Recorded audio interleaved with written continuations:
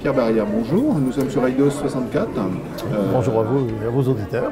Vous êtes de nouveau sur Eidos 64, c'est normal, c'est une manifestation qui est organisée par le département. Est-ce que les choses changent d'année en année sur Eidos? Oui, je pense d'abord le public qui tend à croître, ce qui montre que ça répond à un vrai besoin d'interrogation, de recherche finalement de réponses.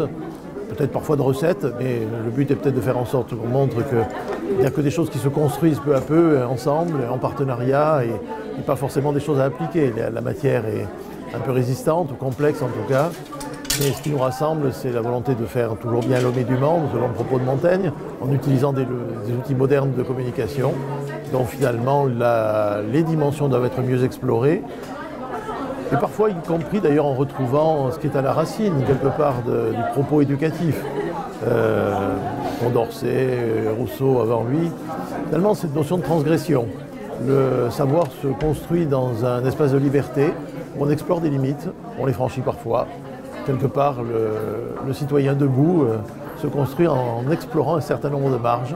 Encore faut-il que ça puisse être fait en connaissance de cause, notamment par rapport aux éléments les plus récents de recherche sur le fonctionnement du cerveau.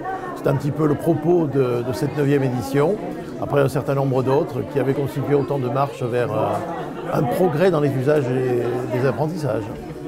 Merci. Je vous en prie.